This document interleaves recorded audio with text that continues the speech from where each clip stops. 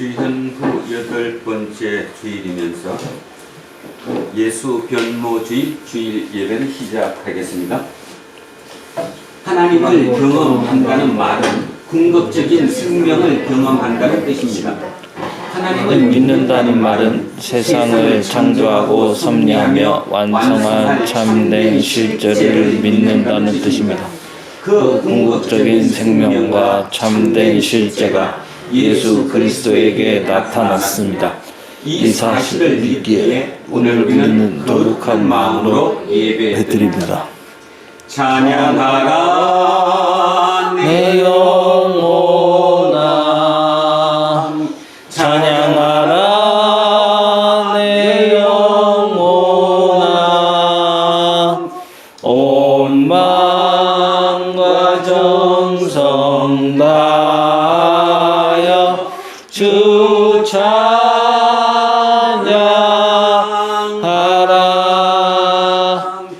경배하라 내 영혼아,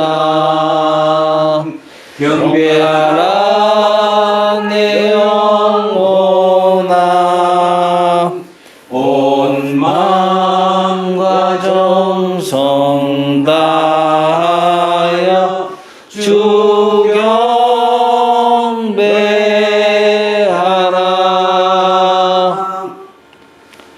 우리의 생명을 홀로 주관하시는 하나님, 이 세상에서 벌어지는 모든 사건과 현상들을 우리가 충분히 이해하지 못해서 불안할 때가 있습니다.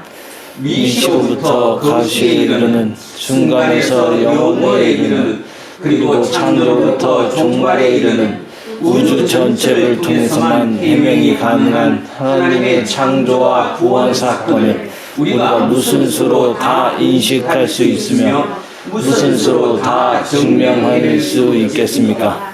교만한 인간이 얽히고 설켜서 만들어내는 세상을 우리가 어찌다 분석하고 해명할 수 있겠습니까? 세상과 우주와 역사에 대한 편협한 논리를 뛰어넘어 하나님의 통치를 완전히 신뢰하시는 자가 되도록 우리에게 참된 지혜를 허락해 주십시오. 보이지 않는 하나님의 보이는 형상이신, 그리고 부활의 첫 열매로 변화하신 예수 그리스도의 이름으로 기도합니다. 아멘. 긍휼과 자비가 한량없으신 하나님, 우리를 불쌍히 여겨 주십시오. 우리가 하나님 앞에서 얼마나 이기적이고 위선적인지, 그리고 똑같은 잘못을 반복하는 어리석은 사람들인지 모릅니다. 주님, 우리를 불쌍히 여겨 주십시오. 서로를 향해서 대립하고 자기의 생각을 다른 이에게 강요하며 자기를 과시하는 방식의 삶에서만 만족해하는 세상을 우리가 살고 있습니다. 하나님을 믿는 우리도 그런 세상에 저항하지 못할 때가 많았습니다. 주님, 우리를 불쌍히 여겨 주십시오. 무엇을 먹고 마시며 입을까 염려하지 말고 하나님의 나라와 그 의를 구하면 모든 것을 더해 주신다는 말씀을 들었으면서도 우리는 많은 염려에 휩싸여서 살았습니다. 믿음의 능력에서 동떨어져서 사는 우리를 불쌍히 여겨 주십시오.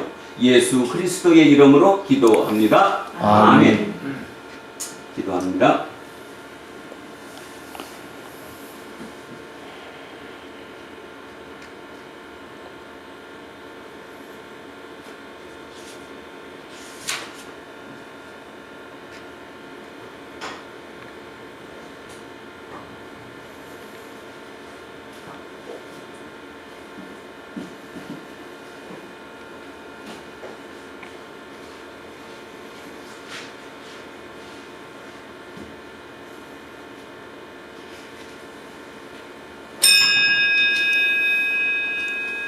예수 그리스도의 십자가와 부활 사건은 자신의 힘으로 자신을 완성해야 한다는 강요와 갈망으로부터의 자유를 담보합니다.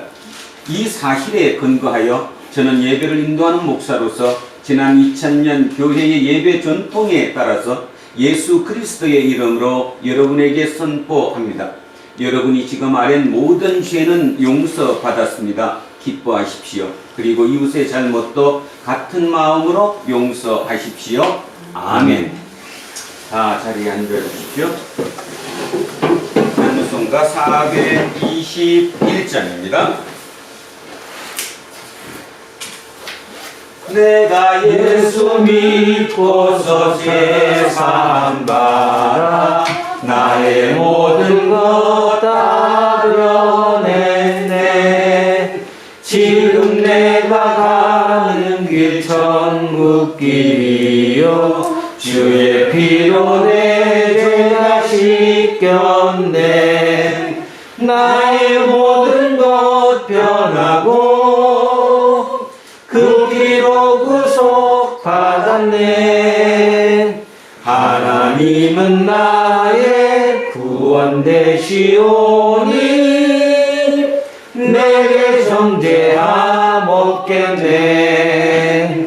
주를 밝은 빛 되사 어둠에 치니 나의 모든 것 다 변했네.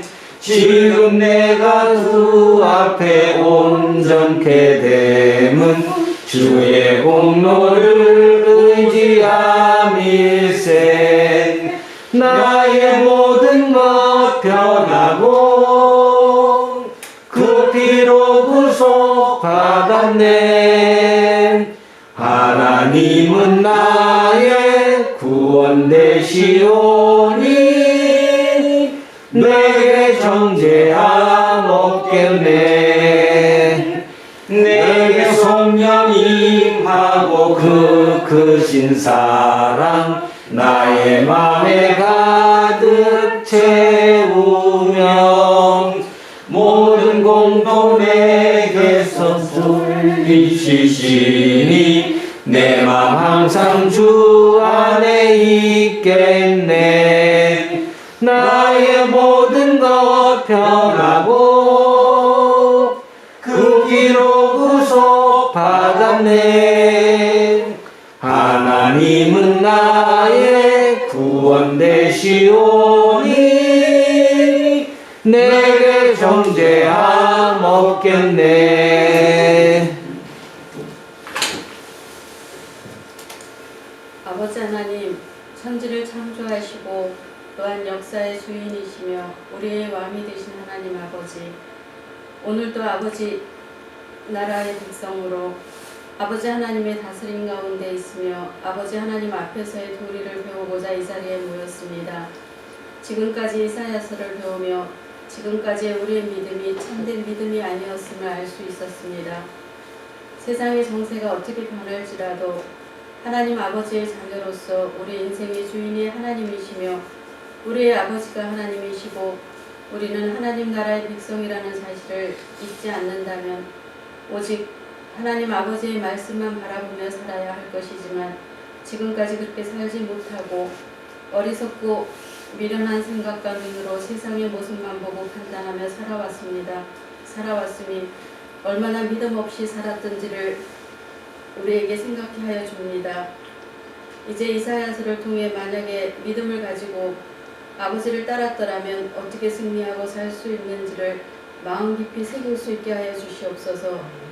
그 믿음을 가지고 행복하여라 가난한 자들이라는 주님의 말씀에 순종할 수 있게 하시고 길지 않은 이 땅의 삶도 승리하며 세상을 이기옵노라는 고백으로 우리 모두 주님께 갈 수 있게 하여 주시옵소서. 아주 적은 숫자의 두란노 성도들이 삶으로 열매 맺는 기적을 볼 수 있게 하여 주시고 날마다 찬양하며 감사가 넘치는 우리가 되어서 하나님이 함께 하심을 세상이 알게 하여 주시옵소서. 오늘의 말씀이 우리를 또 한층 성숙하게 하여 주시고 성장시킬 것을 믿으며 감사와 찬송을 하나님 아버지께 올려드립니다. 영원히 영광 받으시며 성령 하나님 교통하신 가운데 영과 진리로 드리는 예배가 되게 하여 주시옵소서. 이 모든 말씀 우리 주 예수 그리스도의 이름으로 기도드립니다. 아멘. 자, 인사하겠습니다. 조금 손해보고 삽시다. 조금 손해보고 삽시다. 하나님 사랑합니다. 하나님 사랑합니다. 목사님을 사랑합니다. 목사님을 사랑합니다. 임성수님을 사랑합니다. 이문수님을 사랑합니다. 이윽금님을 사랑합니다. 이은금님을 사랑합니다. 이영옥님을 사랑합니다. 이영옥님을 사랑합니다. 김재우님을 사랑합니다. 김재우님을 사랑합니다. 이영미님을 사랑합니다. 이영리님을 사랑합니다. 이양승님을 사랑합니다. 이양성님을 사랑합니다. 윤정숙님을 사랑합니다. 윤정숙님을 사랑합니다. 안병관님을 사랑합니다. 안병관님을 사랑합니다. 이정근님을 사랑합니다. 이정근님을 사랑합니다. 김재세님을 사랑합니다. 김재세님을 사랑합니다. 천요한님을 사랑합니다. 천요한님을 사랑합니다. 이한빈님을 사랑합니다. 이한빈님을 사랑합니다. 우리 김종인님을 사랑합니다. 기도하겠습니다. 침묵 가운데서도 우리에게 생명의 말씀을 주시는 하나님, 자신이 하고 싶은 말에 매달리지 않고 귀에 솔깃한 말에 기울어지지 않고 진리와 생명의 말씀에 사로잡히는 것이야말로 우리가 풍요로운 삶에 들어가는 첫걸음이라는 사실을 믿습니다. 세계 교회력에 따라 주어진 말씀이 선포되는 이 순간에 우리 모두 성령으로 하나 되기를 진심으로 소망합니다. 예수 그리스도의 이름으로 기도합니다. 아멘. 첫째 말씀 출애굽기로 가겠습니다. 구약 성서 136쪽입니다. 구약 성서 136쪽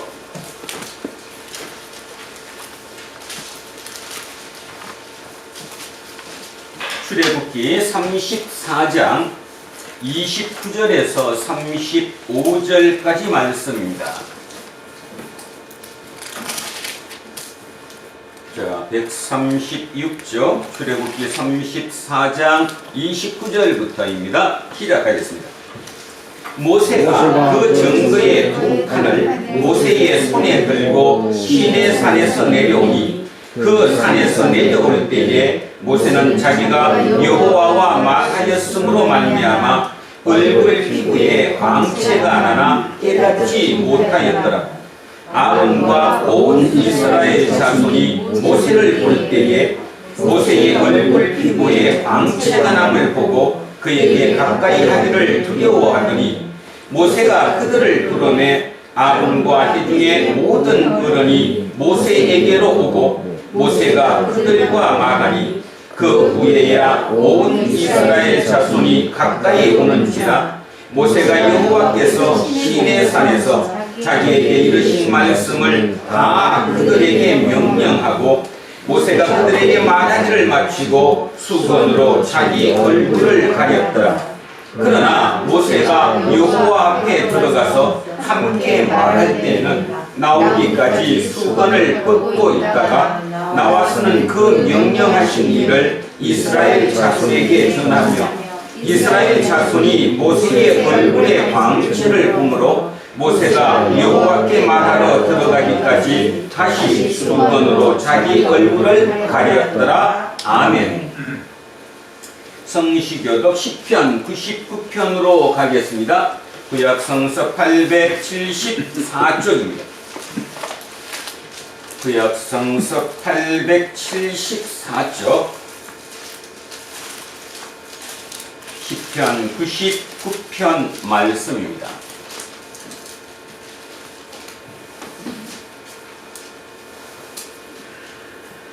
자, 찾으셨으면 시작합니다. 여호와께서 다스리시니 만민이 떨 것이요 여호와께서 그룹 사이에 좌정하시니 땅이 흔들릴 것이로다. 시온에 계시는 여호와는 위대하시고 모든 민족보다 높으시도다. 주의 크고 두려운 이름을 찬송할지니 그는 거룩하심이로다. 능력 있는 왕은 정의를 사랑하느니라. 주께서 공의를 견고하게 세우시고 주께서 야곱에게 정의와 공의를 행하시나이다. 너희는 여호와 우리 하나님을 높여 그의 발등상 앞에서 경배할지어다. 그는 거룩하시도다. 그의 제사장들 중에는 모세와 아론이 있고 그의 이름을 부르는 자들 중에는 사무엘이 있도다. 그들이 여호와께 간구하매 응답하셨도다. 여호와께서 구름 기둥 가운데서 그들에게 말씀하시니 그들은 그가 그들에게 주신 증거와 율례를 지켰도다. 여호와 우리 하나님이여, 주께서는 그들에게 응답하셨고 그들의 행한 대로 갚기는 하셨으나 그들을 용서하신 하나님이시니이다. 너희는 여호와 우리 하나님을 높이고 그 성산에서 예배할지어다. 여호와 우리 하나님은 거룩하심이로다. 아멘. 자, 둘째 말씀 고린도 후서로 갑니다. 신약성서 289쪽입니다. 신약성서 289쪽. 고린도 후서 3장 12절에서 4장 2절까지 말씀입니다.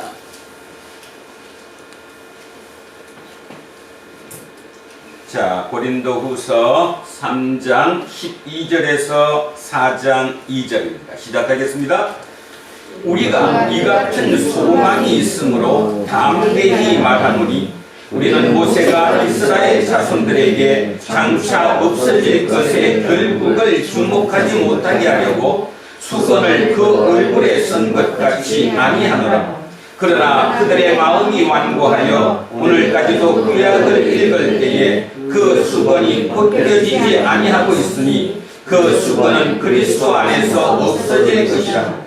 오늘까지 모세의 글을 읽을 때에 수건이 그 마음을 덮었도다. 그러나 언제든지 주께로 돌아가면 그 수건이 벗겨지리라. 주는 영이시니 주의 영이 계신 곳에는 자유가 있느니라. 우리가 다 수건을 벗은 얼굴로 거울을 보는 것 같이 주의 영광을 보매 그와 같은 형상으로 변화하여 영광에서 영광에 이르니 곧 주의 영으로 말미암음이니라. 그러므로 우리가 이 직분을 받아 긍휼하심을 입은 대로 낙심하지 아니하고 이에 숨은 부끄러움의 일을 버리고 속임으로 행하지 아니하며 하나님의 말씀을 혼잡하게 하지 아니하고 오직 진리를 나타내므로 하나님 앞에서 각 사람의 양심에 대하여 스스로 추천하노라. 아멘. 자, 셋째 말씀 누가복음으로 갑니다. 107쪽입니다. 앞쪽으로 내려오셔서 107쪽 누가복음 9장 28절에서 36절까지 말씀입니다. 107쪽 누가복음 9장 28절에서 36절 시작하겠습니다. 이 말씀을 하신 후 8일쯤 되어 예수께서 베드로와 요한과 야고보를 데리고 기도하시러 산에 올라가사 기도하실 때에 용모가 변화되고 그 옷이 휘어져 광채가 나더라. 문득 두 사람이 예수와 함께 말하니 이는 모세와 엘리야라. 영광 중에 나타나서 장차 예수께서 예루살렘에서 결세하실 것을 말할세 베드로와 및 함께 있는 자들이 깊이 졸다가 온전히 깨어나 예수의 영광과 및 함께 쓴 두 사람을 보더니 두 사람이 떠날 때에 베드로가 예수께 여짜오되 주여 우리가 여기 있는 것이 좋사오니 우리가 초막 셋을 짓되 하나는 주를 위하여 하나는 모세를 위하여 하나는 엘리야를 위하여 하사이다 하되 자기가 하는 말을 자기도 알지 못하더라. 이 말을 할 즈음에 구름이 와서 그들을 덮는지라. 구름 속으로 들어갈 때에 그들이 무서워하더니 구름 속에서 소리가 나서 이르되 이는 나의 아들 곧 택함을 받은 자니 너희는 그의 말을 들으라 하고 소리가 그침에 오직 예수만 보이더라. 제자들이 잠잠하여 그 본 것을 무엇이든지 그때에는 아무에게도 이르지 아니하니라. 아멘. 자, 오늘 주신 말씀 이사야 20장으로 갑니다.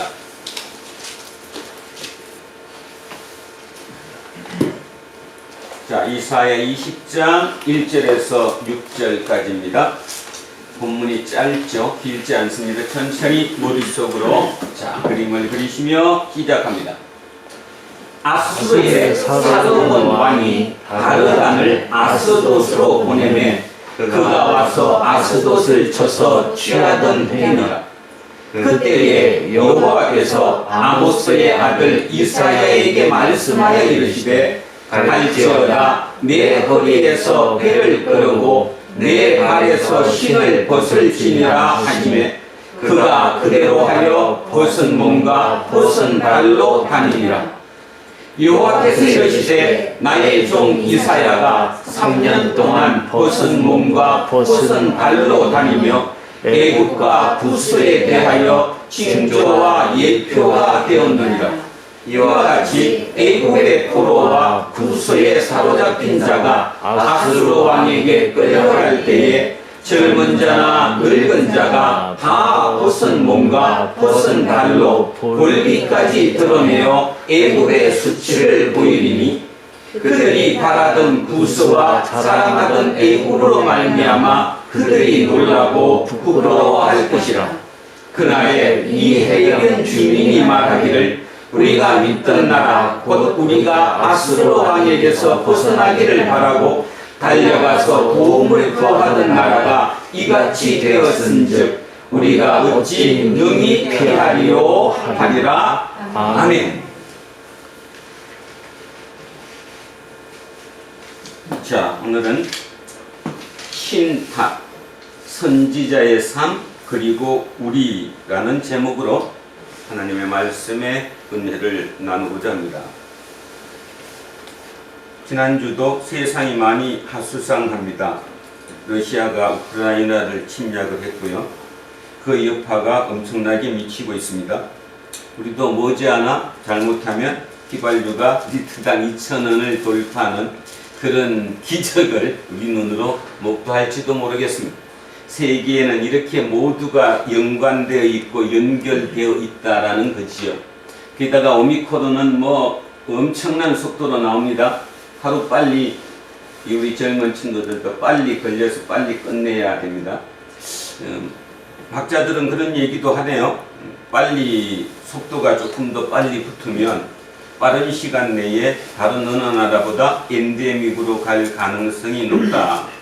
전체적으로 우리가 접종한 퍼센티지가 높은 나라이기 때문에 젊은 친구들과 이렇게 그냥 집단 방역식으로 그냥 한번 빨리 거쳐 지나가면 엔데믹으로 갈 가능성이 높다. 지금은 팬데믹이죠. 팬데믹은 대유행인데 엔데믹은 풍토병이라는 것입니다. 우리가 독감 걸리듯이 풍토병으로 이렇게 가게 되는 그런 위드 코로나 시대로 지금 가고 있는 것 같습니다. 어떻게 살아야 할 것인가? 날마다 삶이 벅찹니다. 그리고 어느 기준인지도 모르고요. 대부분들이 삶의 지옥을 사는 이유는 자기 생각 속에 인식의 범위가 좁기 때문에 그 인식 범위 내에서 지옥을 삽니다. 근데 누군가는 똑같은 세상을 살면서도 그렇게 치열하게 지옥 속에서 살지 않는 사람들도 있지요. 누굴까요? 인식의 범위가 넓은 사람들. 자기의 인식의 범위를 넓혀줌으로 해서 그 지옥의 틀이 우리보다는 더 넓어 확장됐기 때문에 쉽게 갈 수 있는 것이지요. 우리 시대를 같이 살았던 분 중에도 인식의 틀이 범위가 상당히 넓었던 분이 있습니다. 아주 뭐 칭송하는 사람들은 우리 대한민국에 그런 보배를 가졌다고 했던 이어령 교수님께서 어저께 돌아가셨습니다. 한 사람이 그렇게 돌아가시는 그런 마지막, 결국 언젠가는 갈 것이니까. 그리고 그분이 암투병을 하면서도 치유를 하지 않고 결국은 그 고통 속에서도 결국 자기가 이 땅에 얘기해야 될 얘기를 많이 나눴더랬거든요. 작년에 나왔던 책들 중에 이어령의 마지막 수업이라고 조선일보 김지수 기자랑 이렇게 대담하는 형식으로 자기가 좀 이렇게 정신이 날 때마다 했던 그런 기록된 책들도 있습니다. 참 볼만하죠. 어저께 이제 그분 그 소식을 듣고 제가 인터넷을 열어서 이북에 이제 제가 읽던 부분을 찾았는데 그런 생각이 들었습니다. 그 내용 중에 화문석과 무문석에 대한 이야기가 나오거든요. 화문석, 강화도에 가면 우리 그 특산물을 화문석이라고 그러잖아요. 화문석을 한문으로 쓰면 꽃화자에다가 문이 문자, 그 다음에 안절석자거든요. 이거 화문석이라는 게 꽃으로 이렇게 그림이 그려진, 그죠? 꽃 그림이 그려진 그 멋진 그것을 화문석이라고 하는 겁니다. 언젠가 이제 이어령 교수님께서 그 길 들렀다가 강화도에서 이렇게 구경을 하다가 이제 얼마냐고 물어봤대요. 근데 자기는 화려한 그림이 있는 화문석보다는 그냥 민자로 된, 그림이 있지 않은 그냥 민자로 만들어진 무문석이죠. 무문, 그러니까 그림이 없는 그거를 사고 싶어서 그거 얼마냐고 물었더니 주인이 그러더라네요. 이게 화문석보다 더 비싸다고. 저도 그 얘기 들으면서 좀 순간적으로 좀 우쭐했습니다. 아니 어떻게 화문석은 짤 때 너무너무 힘들게 짜야 되는 건데, 그죠? 그림을 맞추니까 그게 가격이 더 비싸야 하는데, 아니 무문석 그냥 막 짜는 게 왜 더 비싸냐고. 그랬더니 주인이 이렇게 얘기하더랍니다. 화문석은 짤 때 즐거웠다는 거죠. 맞춰야 되니까, 그죠? 신경도 써야 되고, 그래서 그 시간이, 그 만드는 시간이 즐거움의 시간이었는데, 무문석은 민자이기 때문에 지겹다는 거예요. 그러니까 너무너무 피로도가 높았다라는 거죠. 그래서 무문석은 더 받아야 된다. 값을 더 많이 받아야 된다. 자, 이어령 교수는 우리에게 그런 질문을 했습니다. 당신은 화문석의 삶을 살 것이냐, 무문석의 삶을 살 것이냐. 제가 어젯밤에 그 문구, 화문석과 무문석을 놓고 참 많은 묵상을 했습니다. 그렇죠? 우리가 남의 거를 내가 살 때는 당연히 화문석이 좋아요. 멋있잖아. 일단 그림도 뭐 이쁘게 넣어갖고. 그런데 그게 내 삶이라면, 내가 화문석의 삶이라면 얼마나 피곤했을까? 피곤했다는 말의 의미는 그저 어렵다는 거, 고통도 따랐을 거고, 고민도 했었을 거고, 신경도 곤두섰을 것이고, 그 그림을 만들기 위해서 무문석이야 뭐 얼마나 편해요. 그냥 쭉쭉쭉 그냥 짜면 되잖아요. 내 인생이 화문석일까 무문석일까? 모든 사람이 뭐를 좋아할까? 그게 내 인생이라면 아마 모르긴 몰라도 많은 사람들이 무문석의 삶을 원할 거다. 무문석의 삶이 뭐예요? 평탄한 거죠.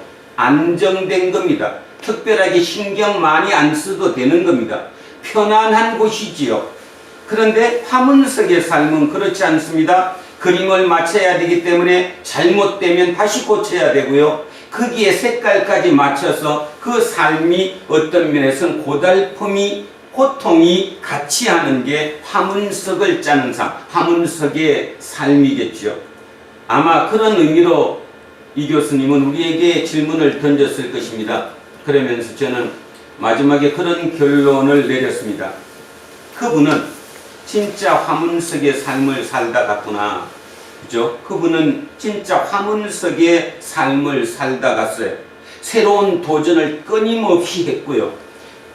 본인이 마지막에 그런 얘기를 했습니다.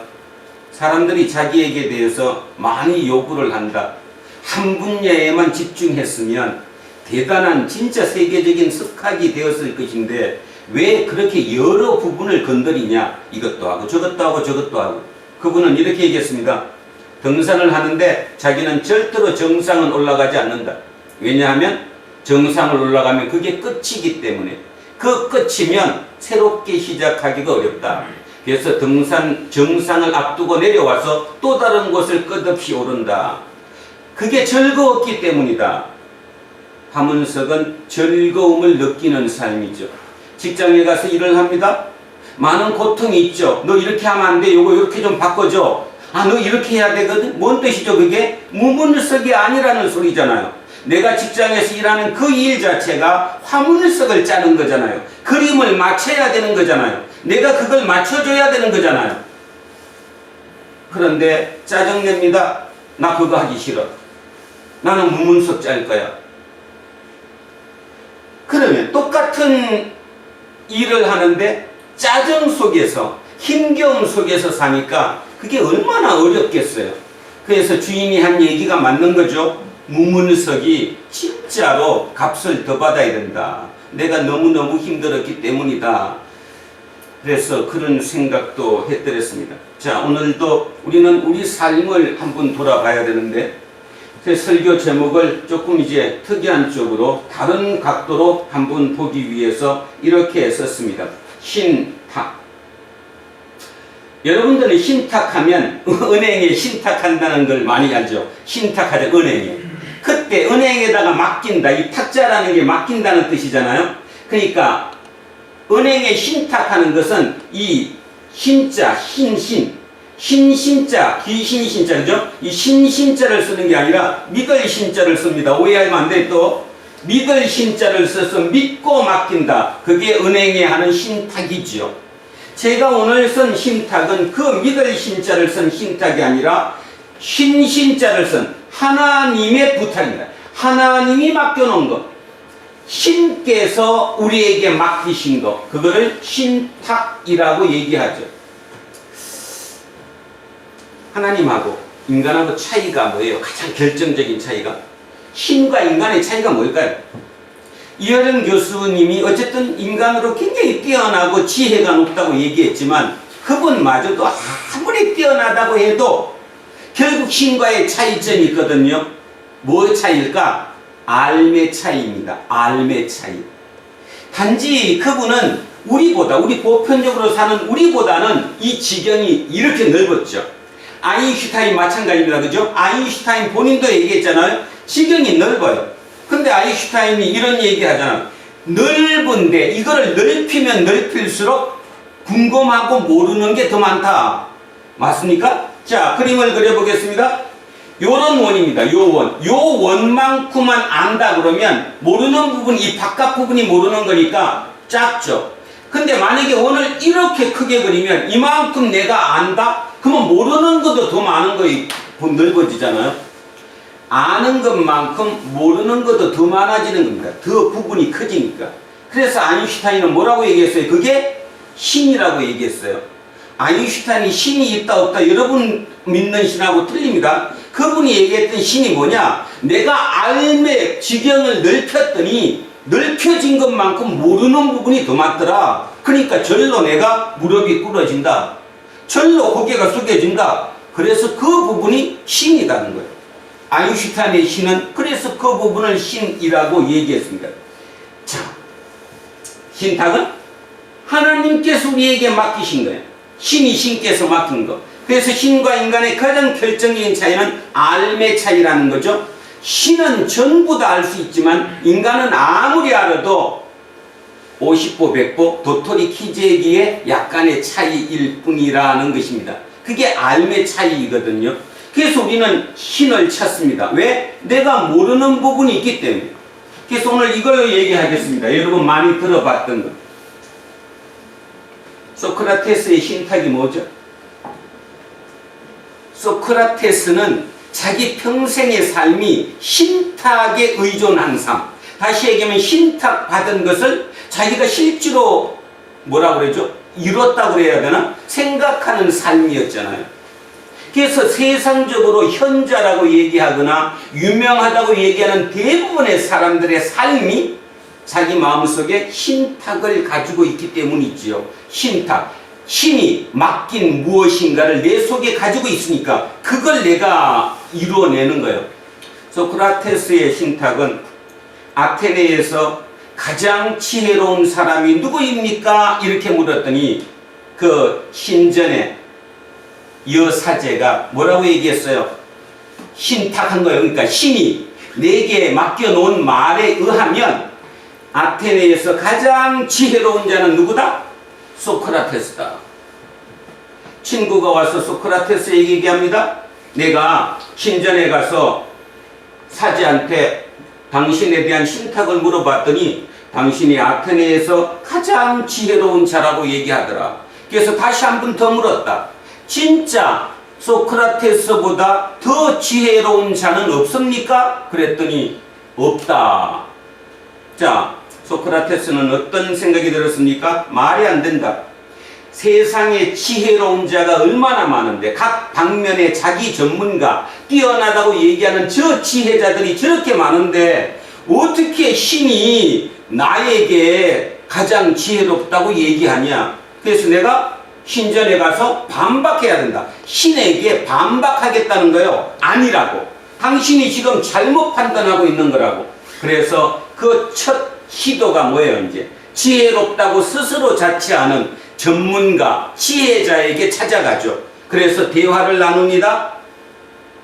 그런데 느낀 게 뭐였어요? 그 아테네의 모든 현자라고 부르는 지혜자라고 자처하는 그들과 대화 속에 얻은 결론이 뭐였습니까? 허세였습니다. 허세가 뭐죠? 자기 자랑한다는 거. 실제는 다 모르는데, 물론 다 모르는 게 아니죠. 아는 게 이만큼이면 아는 걸로 끝나고 요거는 모른다고 얘기해야 되는데, 다시 얘기하면 아까 아인슈타인은 이만큼을 아는데 그 밖에 거 모르는 게 너무 많다고 얘기해서 그 모르는 부분을 신이라고 정의를 내렸는데, 그래서 자기는 그 신께 무릎 꿇는다고 얘기했는데, 아테네의 그 지혜자들은 다 잘났다는 것. 그리고 모르는 얘기도 자기가 아는 것처럼 허세를 부려서 이렇게 얘기한다는 거예요.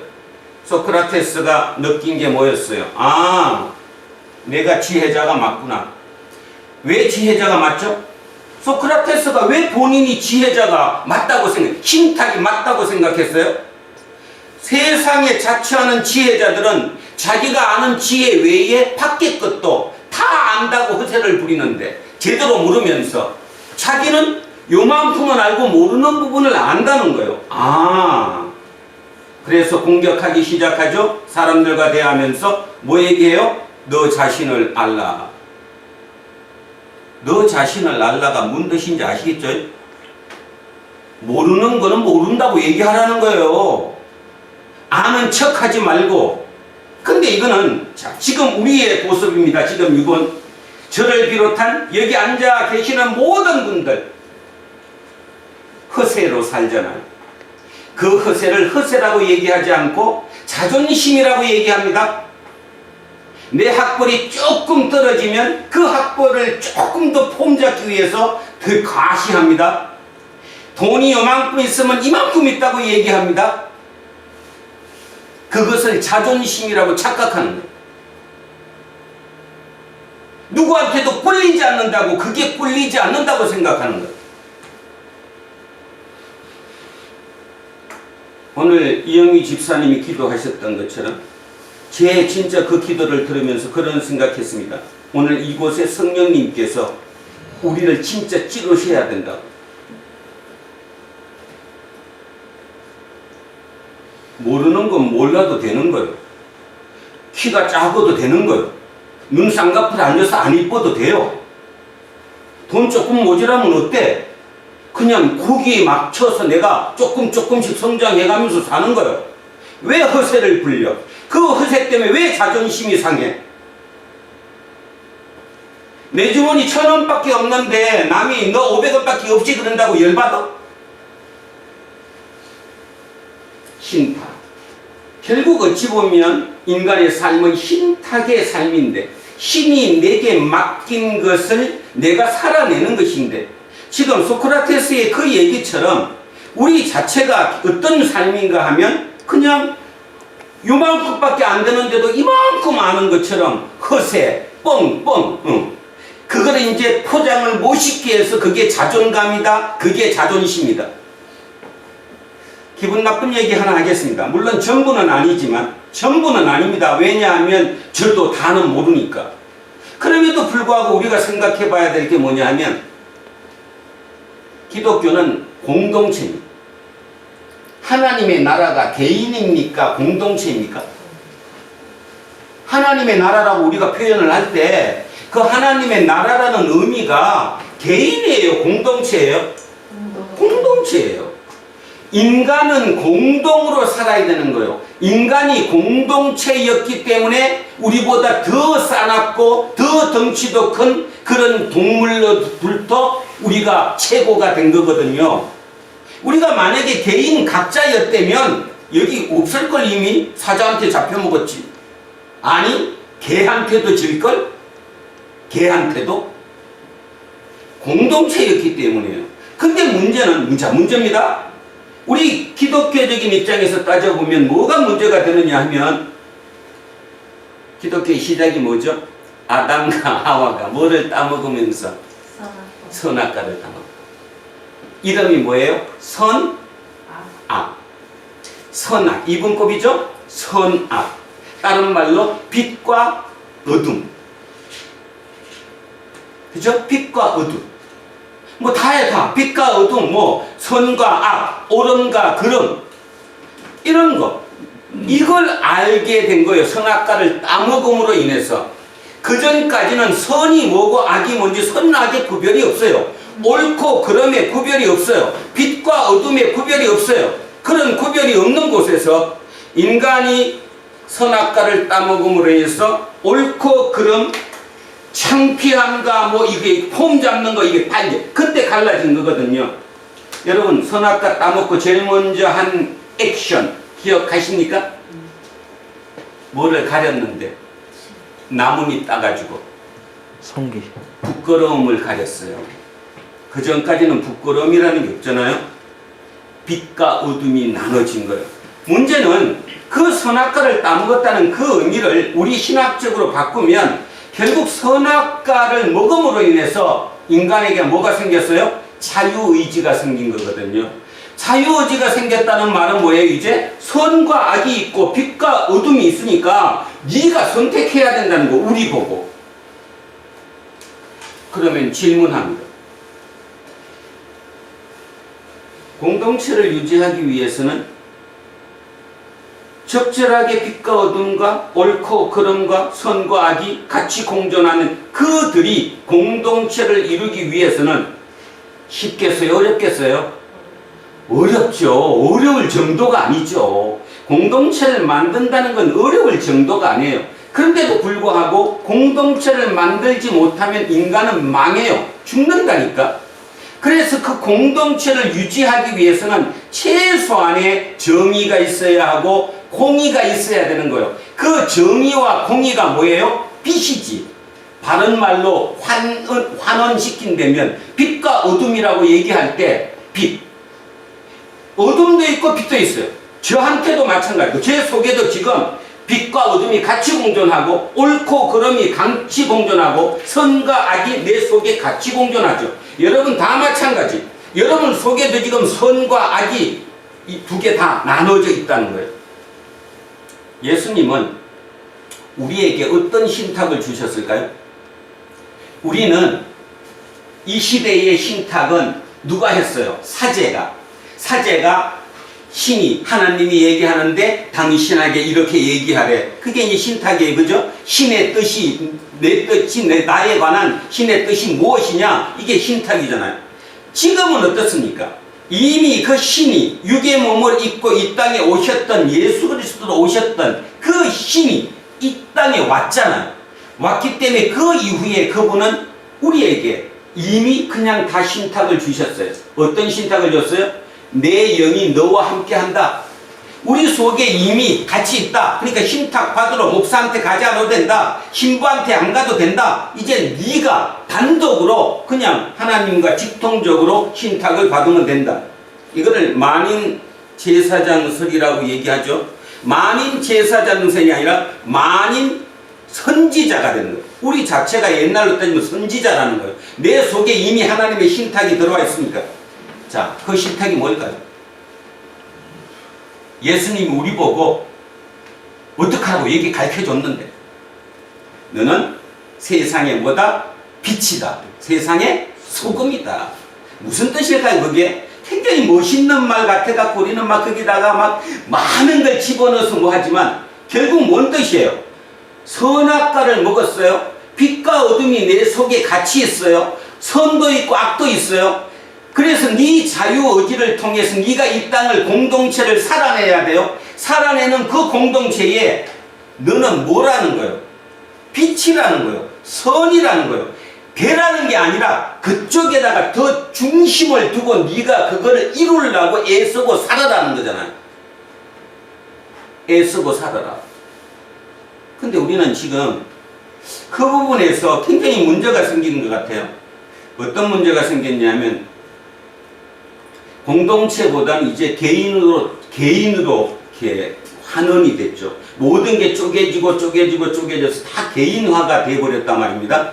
공동체가 아니라 공동체처럼 보이는데 그 안에는 다 쪼개져서 파편화돼 있어요. 자, 공동체면 예수님께서 우리 보고 그래서 이 얘기 했잖아요. 그의 나라와 뭐를 구하라? 그의 의를 구하라. 그게 왜 구해야 돼요? 그의 나라를 구하고 그의 의를 구하는 게 개인이에요? 공동체예요? 공동체를 이루라는 거거든요. 공동체를 해야 사니까. 그게 그래서 최우선이라는 거예요. 인간이 이 땅에 사는 최우선이 그의 나라와 그의 의를 구해야 돼요. 공동체를 먼저 구해야 되는 거예요. 그런데 그 공동체를 이루는 정의, 공의, 이거를 우리는 학문적으로 뭐라고 부르냐 하면 윤리학이라고.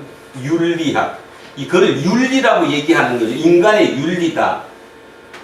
그래서 제가 어릴 때만 해도 진짜 시골에 같이 살 때 그런 쪽만 해도 제 초등학교 시절만 해도 윤리가 상당히 강했어요. 그죠? 이거는 공동체를 위해서 해야 되는 일이고 이거는 해서는 안 되는 일이에요. 그리고 때에 따라서 내가 조금 불편하더라도 공동체를 위해서 내가 약간은 희생해야 되는 것이고 그래서 그렇게 어울려서 여기까지 살아왔어요. 이제 우리가 잘 살게 됐습니다. 각자 어느 정도 이제 고생도 안 하고 살만하면 되니까 이제 뭘로 바뀌었습니까? 전부 다 개인으로 바뀌었어요. 공동체가. 그러니까 윤리학을 누가 집어삼켰어요? 심리학이.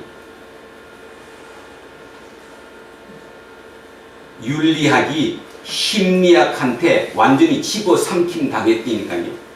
그 지금은 윤리학이 아니라 심리학이라니까요. 개인이라니까요. 네가 아픈 이유가 누구 때문이야. 네가 그렇게 사는 이유가 누구 때문이야. 뭐 때문에 그래. 그걸 해결하면 그게 풀려. 참 웃기는 소리를 하고 있는 거예요. 인간이 지금 여기까지 왔다는 거예요. 여러분 본인 스스로 이제 다음 주부터 사순절 기간에 접어듭니다. 사순절 기간에. 다음 주 수요일이 제2의 수요일이라고도 하고요. 또는 성회의 수요일이라고 합니다. 성회 그러니까 한문으로 아니 한글로 그냥 읽으면 성회.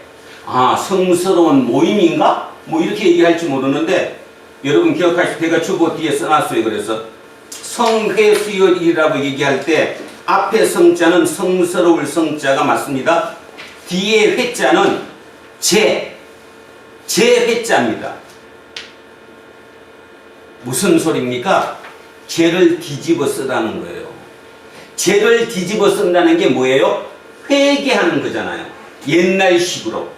여기다가 까만 그 죄, 그죠? 연탄 죄를 좋고 하여튼 새카만 그런 죄를 머리에 뒤집어 써서 내가 새롭게, 그죠? 고생을 해서 새로 나겠다는 제2의 수요일이 다음 주부터 시작됩니다.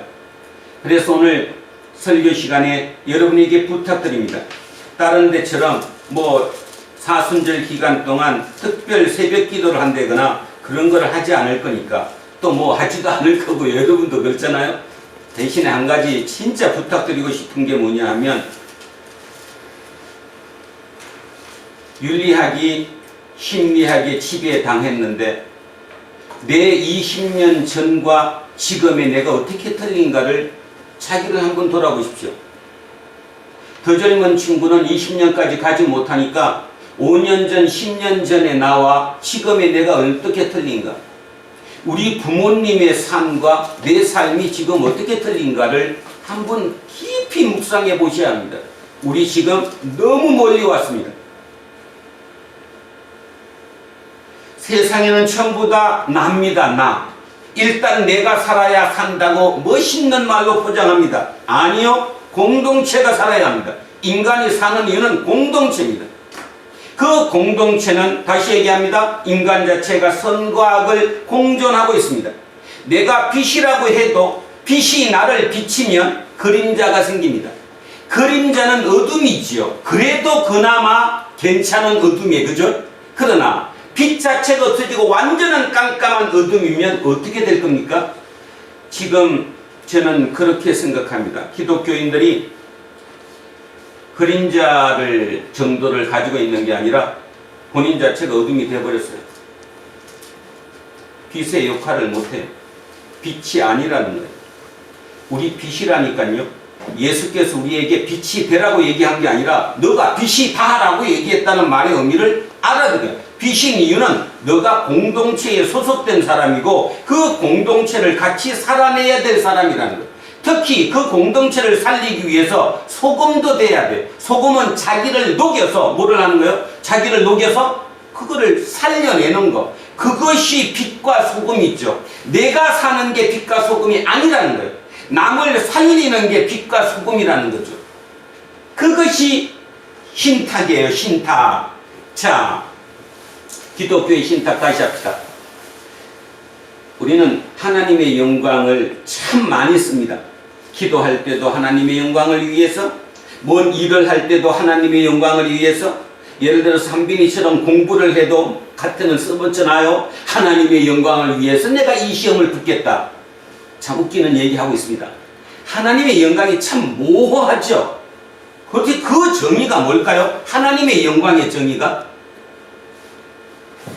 인간이 낮아지면 낮아질수록 하나님의 영광은 커지는 거예요. 질문. 예수님의 이 땅의 삶이 낮아짐이었습니까? 자기 영광 높임이었습니까? 그건 누구든지 그렇게 대답해요. 그죠? 낮아짐이라고. 근데 예수의 낮아짐이 하나님께 영광이 되었습니까? 하나님의 영광이 안 됐습니까? 하나님의 영광이죠. 아까 내가 소크라테스 얘기했던 것처럼 내가 이렇게 안다고 나를 높이면 높일수록, 자기 과시를 많이 하면 많이 할수록, 자존심을 높이면 높일수록 내 영광은 드러날지 몰라도 하나님의 영광은 주는 거예요. 그런데 사람들이 착각을 해요. 그 내 자존심, 내게 높아진 게 하나님의 영광이라고 거기다가 대입을 시켰던 거예요. 누가 잘못 가르쳤어요? 교회가 잘못 가르쳤어요. 예를 들면 이런 얘기입니다. 우리 교회에 장로님이 계시는데 그분이 새벽기도 열심히 하고 그냥 막 진짜로 그죠? 신앙생활 열심히 했더니 지금 그런 큰 기업을 가졌다.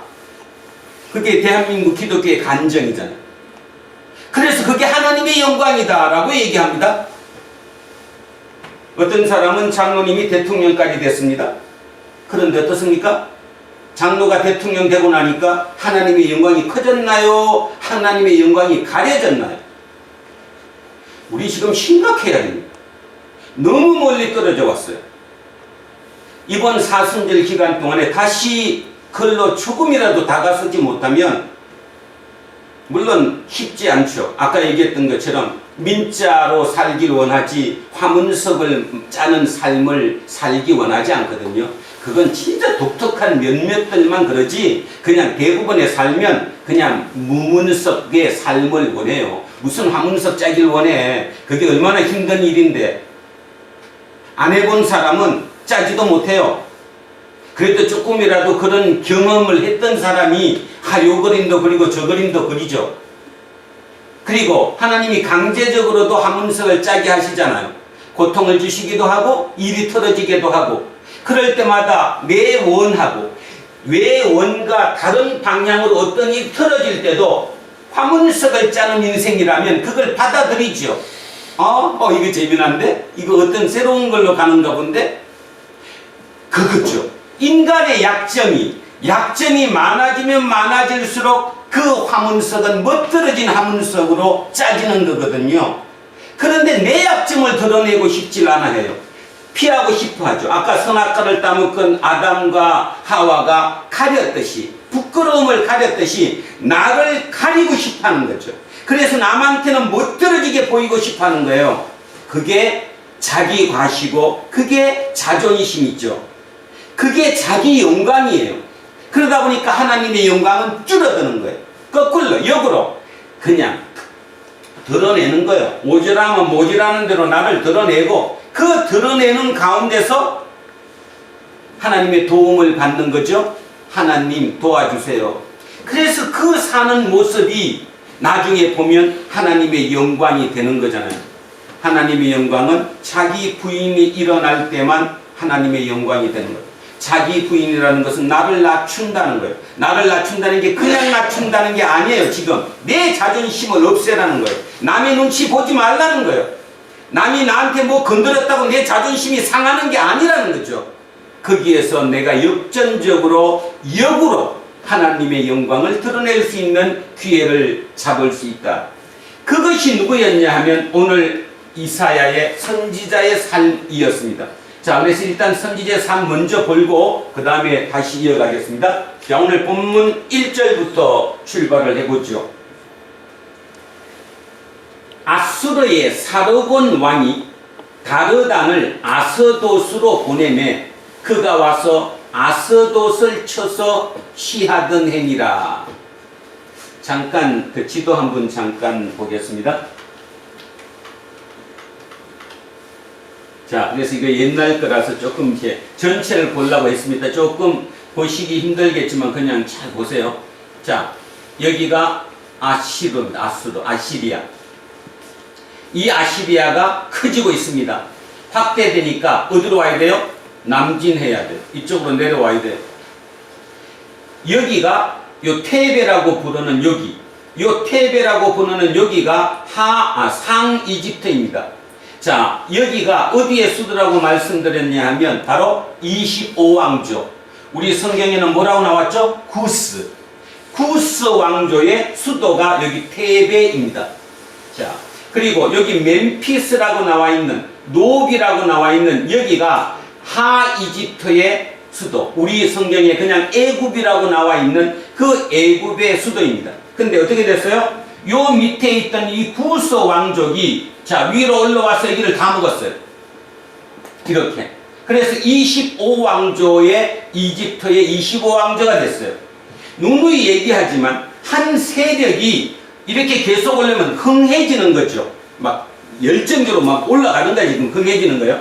자, 여기서는 이렇게 막 쭉 올라가고 있고요. 여기에서는 아시리아가 커지면서 이쪽으로 내려오고 있어요. 자, 부딪혔다고 그랬습니다. 부딪혔다고. 그래서 여기가 내려오던 요 시절이 여기서 올라가는 시대보다 더 빨라요. 여기가 먼저 내려왔어요. 그 사이에 여기는 내분이 일어나서 여기를 치는 거니까 혼돈 상태였겠죠. 그 와중에 이 아시리아가 여기를 먹었습니다. 다메섹.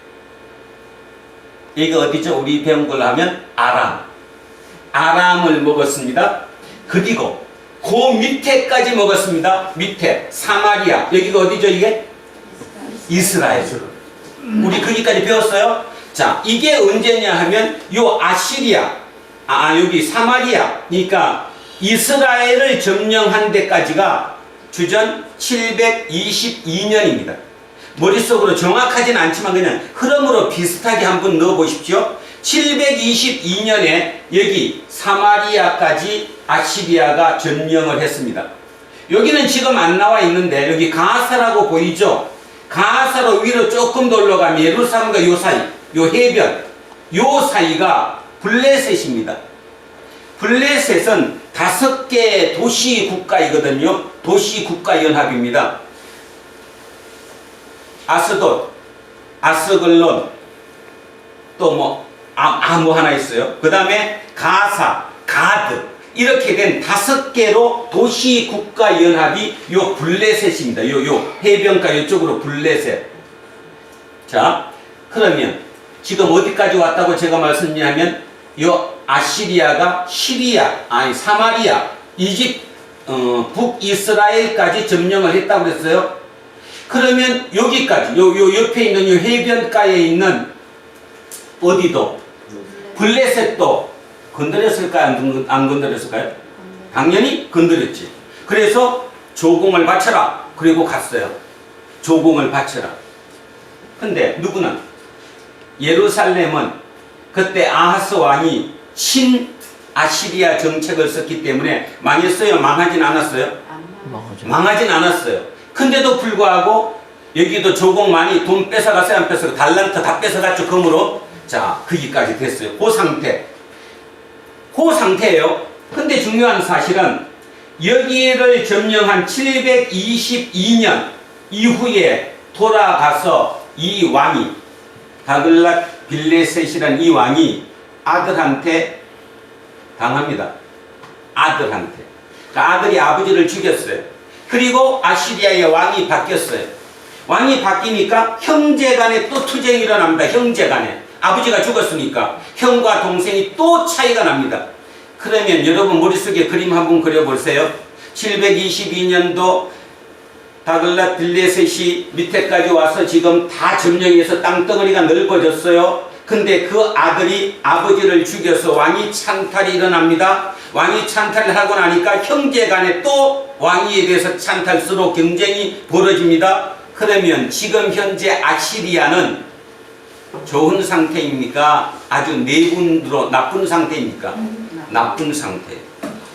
그러면 그들이 계속 이 밑으로 내려올까요? 못 올까요? 못 오죠. 이 꼴에 못 와요. 못 내려와요. 그러니까 문제는 여기 있던 아스돗이라고 오늘 성경에 나와 있는 아스돗, 이 블레셋에 있는 나라 아스돗이 아시리아? 지금 쟤네 별 볼 일 없네? 쟤네 지금은 우리 친다 못 친다? 못 친다. 이 생각이 든 거예요. 그래서 반역을 일으켰어요.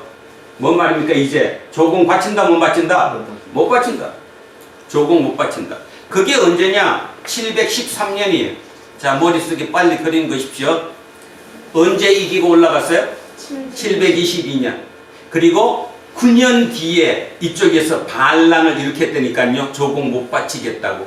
왜 제가 지금 이 시간적인 얘기를 하느냐 하면, 여러분은 이 성경을 그냥 한 줄로 연결돼서 읽으니까 모든 일이 그냥 바로 두두둑 일어났다고 생각을 하기 때문에 머릿속에 정확하게 안 들어오는 거예요. 지금 9년 걸린 거예요. 9년의 시간. 여러분의 삶으로 따져보라고. 지금 IMF 얼마 지났어요? 별로 안 지났어요 지금. 근데도 다 잊어먹었잖아. 그때 그 고통이 지금 우리 속에서 다 사라져버렸잖아요. 우리는 그런 사람이 잊어먹고 살거든요. 자, 그래서 713년 여기 아스돗이 우리 못하겠다. 그러면 아스돗이 자기 힘으로 아시리아한테 나 너한테 안 바칠 거야 하겠어요? 아니면 뒷 배경을 만들어야 돼요? 뒤에 배경을 만들어야지. 거기가 누굴까요? 여기입니다. 여기가 막 올라와서 여기까지 다 먹었어요. 이집트 25왕조 구스 왕국이 이렇게 먹었어요. 그러니까 이쪽에서 얘들보다 이쪽이 힘이 세겠는데, 그래서 이쪽으로 동맹이 들어간 겁니다. 우리 지금 이사야 9장 이후부터 하고 있는 게 뭐예요? 지금 히스기야 왕이 누구에게 구스에서 동맹이 들어왔을 때 동맹을 맺었어요? 안 맺었어요? 맺었어요. 그랬더니 이사야가 뭐라는 거예요? 지금 맺으면 된다 안 된다? 안 된다. 지금 우리가 뭐 하고 있느냐 하면요, 이사야는 절대로 이 구스, 이집트랑 동맹 맺으면 안 된다는 얘기를 하고 있는 거예요 지금. 그 머릿속에 꼭 집어넣으시고, 미리 결론을 말씀드리면 이사야는 아무리 동맹 맺지 말라고 얘기했지만 실은 히스기야 왕은 당연히 동맹을 맺었어요. 그럼 이 동맹이 어딜까요? 자, 여기 이집트 25왕조, 그 다음에 올라오면 여기가 어디냐 하면 여기가 에돔, 여기로 올라오면 여기가 모압, 그 다음에 이쪽 옆에 블레셋, 그 다음에 여기 유다. 여기가 다 이쪽 편이 된 거예요. 동맹을 맺어가지고. 그러면 그 중에 누가 제일 먼저 망했을까? 당연히 여기 블레셋이 먼저 망했겠지. 그리고 약 40년 뒤에 여기가 망합니다. 아시리아에게. 40년 뒤에. 예루살렘, 유다는 망할까요? 안 망할까요? 끝까지 잘 버텨요. 잘 버티다가 여기가 망한 뒤 한 50년 뒤에 이제 이 세력이 아니라 여기 바벨로니아가 커져서 바벨로니아한테 여기가 이제 망하게 됩니다. 결론으로 따지면 이집트가 먼저 망하고 그로부터 한 50년 뒤에 바벨론에 의해서 유다가 망한다는 거죠.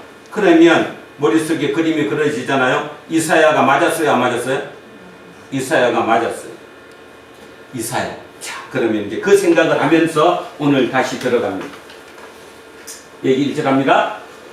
아수로의 사르곤 왕이 다르단, 이 다르단은 군대 장관의 호칭입니다. 호칭. 사람 이름이 아니고요. 호칭. 그러니까 군대 장관이 아스돗으로 보내매. 아스돗. 아까 했던 블레셋의 5개 도시 국가 중에 하나인 아스돗으로 보내매. 그가 와서 아스돗을 쳐서 취하던 해니라. 이 해가 BC 713년. 713년. 그 해에 713년에 여호와께서 아모스의 아들 이사야에게 말씀하여 이르시되 갈지어다 너의 허리에서 배를 끌고 허리에 배 3배 우리도 예전에는 초상라면 뭐 이렇게 있는데 장모님 우리 옛날에 초상라면 집에 3배옷 누가 의기하잖아요. 배옷이요. 그럼 여기서 여러분 이 표현에서 뭔가 좀 유추가 들어와야 되는데 아니 왜 이사야가 옷을 배옷을 입고 있을까? 왜일까요? 상이 자기의 동족인 북이스라엘이 망했어요, 안 망했어요? 망했어요. 몇 년 됐어요, 지금? 몇 년 됐어요? 722년에 망했다 그렇고 지금이 713년이라고 그랬으니까 9년 전이죠. 9년 전. 쉽게 얘기해서 잊지 않고 있는 거예요. 이사야는 북쪽 우리의 같은 민족이었던 북쪽 이스라엘이 망한 것을 아직도 기억하고 있는 거예요. 그래서 그 배옷을 입고 있는 건데 그에게다 대고 하나님께서 뭐라고 그런가 하면 배옷 입지 마라, 끌어라. 그리고 내 발에서 신을 벗어라. 겉옷도 벗고 신발도 벗으라는 거예요. 누구의 모습입니까? 겉옷을 벗고 신발을 벗는다는 이 퍼포먼스는, 이 표현은 누구를 드러내는 거예요? 노예의 모습을 보여주는 거예요. 자, 그래서 끌어고 내 발에서 신을 벗으라 하시매 그가 그대로 하여 벗은 몸과 벗은 발로 다니니라. 노예의 모습을 하고 거지 모습을 하고 그렇게 다니는 거예요. 3절 여호와께서 이르시되 나의 종 이사야가 3년 동안 벗은 몸과 벗은 발로 다니며 애굽과 구스에 대하여 징조와 예표가 되었느니라. 신탁을 받은 사람, 하나님으로부터 말씀을 받은 사람, 하나님으로부터 우리의 삶의 뜻을 받은 사람, 그 사람을 신탁했다라 그래요. 그 신탁을 받은 사람을 우리는 무슨 자라고 불러요? 선지자. 다른 말로 예언자. 예언자이기도 하고 선지자, 먼저 알았다 이런 뜻으로 선지자라고도 하고 같은 말입니다. 그래서 선지자 이사야가 하나님으로부터 신탁을 받았어요. 그러면 내가 신탁을 받았으면 어떻게 해야 돼요? 알려줘야 되잖아요. 알려주는 거. 그걸 뭐라고 그래요? 예언. 근데 말로 알려줘도 들어요, 안 들어요? 안 들어요. 시도 안 먹혀요. 시도 안 먹힌다니까 안 들으니까. 그러니까 이제는 뭘로 보여주는 거예요? 몸으로, 퍼포먼스로 보여주는 거예요. 직접 눈으로 보라고. 거지의 모습을 하고 노예의 모습을 하고 신발도 안 신고 겉옷도 다 벗고 그런 모습으로 다니는 거예요. 몇 년 동안? 3년 동안. 그럼 이 3년이 뭘까? 3년이 아까 봤던 713년에 아시리아가 아스돗을 쳤다고 그랬어요. 그러면 그들이 와서 뭐 했을까요? 왕을 바꿨겠지. 왕을 바꿔야 되잖아요. 누구 쪽으로? 친아시리아한테 복종할 수 있는 왕으로 체인지 해놓고 돌아간 거예요. 왕을 바꿨어요. 그런데 문제는 그 왕을 바꿔놓고 아시리아가 철수했는데 백성들이 들고 일어난 거예요. 그 왕 인정한다 못한다? 못한다. 너 인정 못한다. 너 우리 편 아니지 않느냐. 저쪽에서 너를 왕 삼아가지고 지금 세워놨지 않냐. 그러니까 우리는 너를 인정 못한다. 그래서 백성들이 밑에서 일으켜가지고 이 왕을 쫓아냈어요. 이 왕은. 그러면 어떻게 해야 돼요? 아시리아는 다시 와야 돼, 안 와야 돼요? 다시 와야지. 그래서 다시 온 게 711년이에요. 그러면 연수로 몇 년입니까? 3년이잖아요. 713년에 와서 왕을 바꿔놓고 갔는데 백성들이 그 왕을 못 믿겠다고 인정 못하겠다고 다시 왕을 바꿔버렸으니까 백성이 거기가 713년 3년 걸린 거 연수로 3년 713, 712, 711년 그래서 다시 내려왔다라는 것입니다.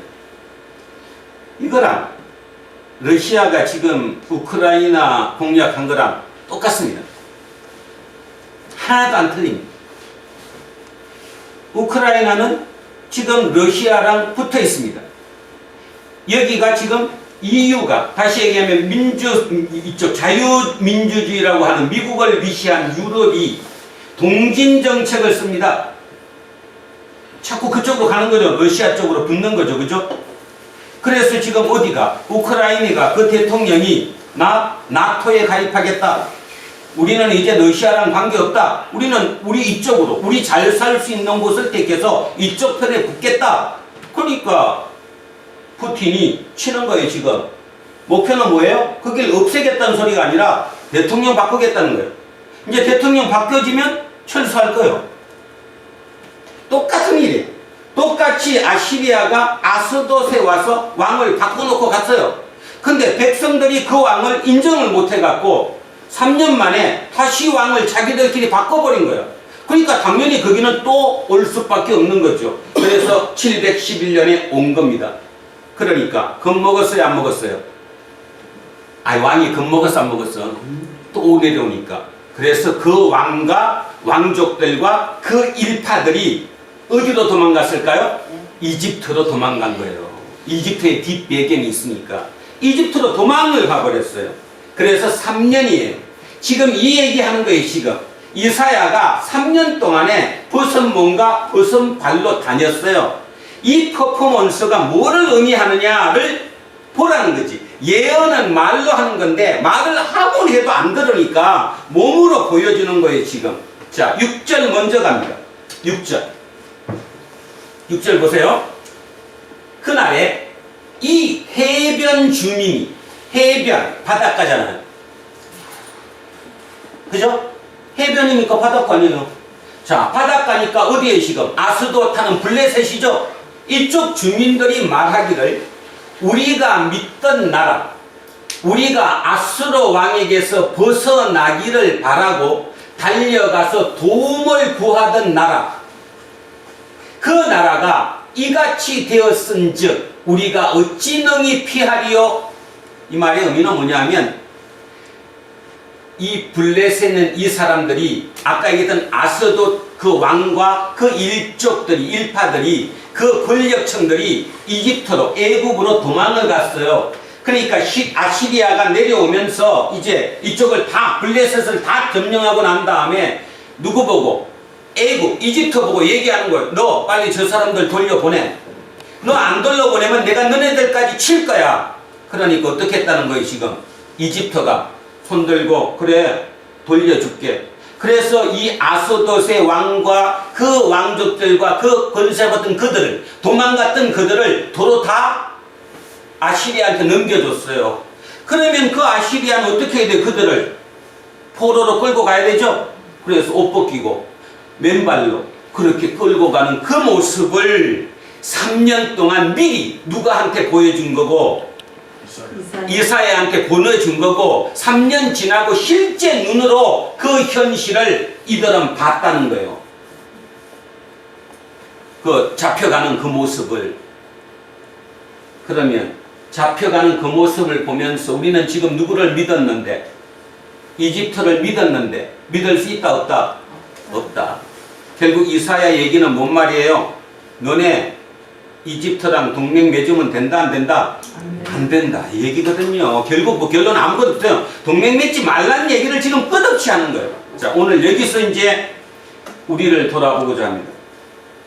이런 얘기만 들으면 당연하지. 하나님이 신정국가인데 하나님이 통치하는 나라니까 거기에다가 이렇게 동맹 맺으면 안 되지. 실제로 그렇습니까? 예를 들어서 여러분이 사업을 합니다. 지금 궁지에 몰렸습니다.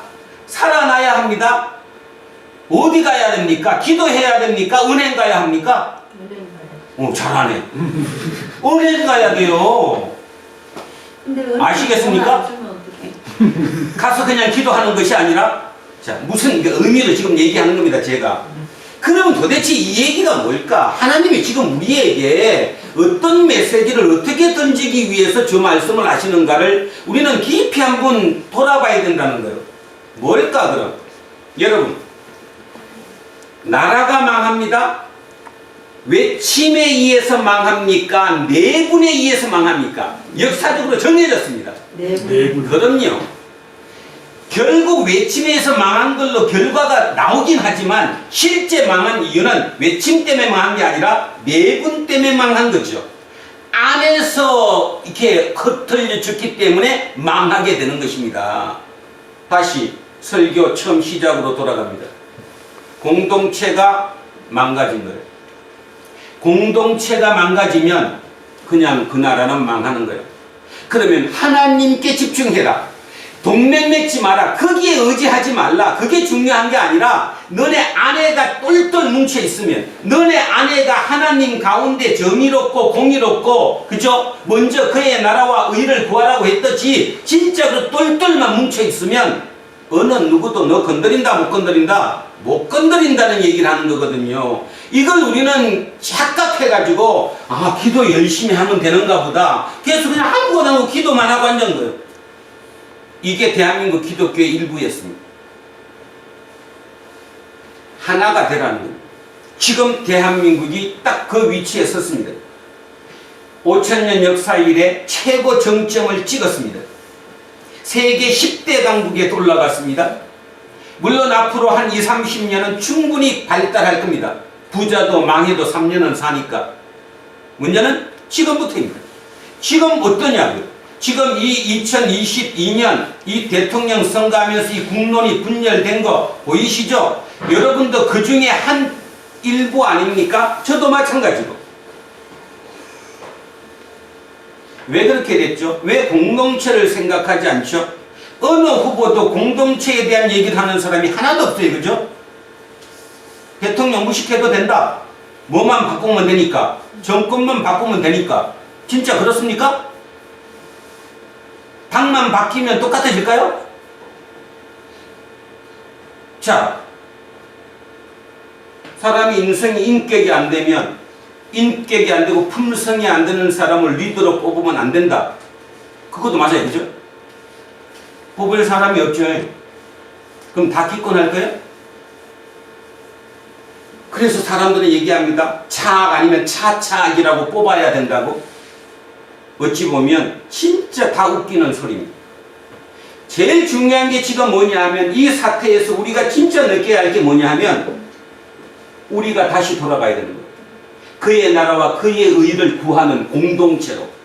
우리 마음이 거기로만 합쳐지면 눈덩이가 이렇게 자꾸 굴러가면서 이렇게 커가듯이 소수의 그 누군가가 중심이 되어서 나는 그게 예수라고 생각합니다. 그게 빛이고 그게 소금이니까. 그 빛과 소금이 이렇게 조그맣게 뭉쳐갖고 돌돌돌 구르면 다 붙게 되는 거라니까요. 그래서 어느 정도만 되고 나면 이 나라 절대로 망하지 않습니다. 결국 이 나라가 북한의 핵미사일 때문에 남한이 망할까요? 아니요. 저는 그렇게 생각하지 않습니다. 정신 차려. 하나님께로 돌아간다는 게 뭐고 하나님께 의지하는지 뭔지를 알아야 돼요. 하나님께 의지한다는 말은 이 땅에 하나님의 나라를 만들어야 되는 거예요. 누누이 얘기하지만 이 땅 지옥에 천국을 만들어내야 되는 거예요. 누가? 내가. 그게 우리에게 신탁이에요. 하나님께서 우리에게 맡기신 신탁한 그 임무는 지옥의 천국을 만드는 거예요. 지옥의 천국을 만드는 것은 이혜령 교수 얘기했던 것처럼 화문석을 짜는 삶이에요. 그저 색깔이 틀려요. 파란 색깔도 들어가고 빨간 색깔도 들어가고 노란 색깔도 들어가요. 그 삶이 만만치 않거든요. 민자로 그냥 편안하게 굴러가는 삶이 좋지, 거기다가 색깔 넣는 삶 어렵습니다. 그래서 지금도 거기도 하잖아요. 지금 내 인생은 그냥 색깔 넣지 말고 그냥 평탄하게 남 사는 것처럼. 어떻게 남 사는 것처럼 삽니까? 틀리게 살아야지. 지금 시간 우리가 낮아져야 합니다. 내 자존심이 낮아져야 합니다. 내가 모르는 건 모른다고 얘기해야 합니다. 내가 모르는 걸 모른다고 얘기하면 자존심 안 상합니다. 그걸 과시해서 모르는데도 아는 것처럼 폼 잡으려고 그러다 보니까 네 여기에 구멍이 뿡 뚫혀가지고 누가 손가락으로 푹 치면 그냥 가는 거예요. 정신병에 걸려 있어요. 지금 대한민국 사회가 정신병에 걸려 있어요. 돈 많은 사람은 많은 대로, 없으면 없는 대로, 실력이 좋으면 좋은 대로, 실력이 없으면 없는 대로, 모두가 다 거기에 딱 악해 있어요. 근데 어느 누구도 그거에 대해서 지적하지 않아요. 그리고 지금도 와서 심리학 따져요. 나 너무 힘드니까 나 위로해달라고. 여러분, 지금 대한민국은 위로할 때가 아닙니다. 기억하십시오. 여러분 위로받고 싶지만 그냥 하나님께 매달리십시오. 여러분 위로받을 시점이 아닙니다. 지금 우리는 채찍을 맞아야 할 시점입니다. 채찍을 맞고라도 내가 화문서 그림을 그려야 합니다. 빨간색 칠하기 싫더라도 내가 빨간색 칠해야 됩니다. 지금. 그러면 우리 후손들은 삽니다. 내 새끼들은 살 거라고요. 못 버리면 그냥 나야 저야 여러분들이나 뭐 얼마 안 있고 이 땅을 떠나겠지만 우리 후손들은 진짜 뼈 빠질 것입니다. 누가 돌아서야 될까? 저는 기독교인이 돌아서야 된다고 생각합니다. 왜냐하면 다른 길이 없기 때문에, 어느 길에서도 그 길을 가르쳐 주는 곳은 없기 때문에. 기독교가 돌아서면, 다시 예수로 돌아가면, 예수님의 그 뜻을 내 속에 새기면 우리는 다시 살아날 수 있습니다. 오늘 기도하셨던 것처럼 우리 소수이지만 우리 소수인 우리가 다시 뭉치되는 그 눈주먹이 되는 거예요. 눈주먹이. 그래서 우리가 굴러가면 옆으로 굴러고 붙여서 큰 눈사람을 만들어낼 수 있거든요. 나는 못한다? 아니요. 내가 낮아지면, 내 자존심 버리면 그 자리에 하나님이 들어오셔서 그 일을 하십니다. 그것이 하나님의 능력이에요.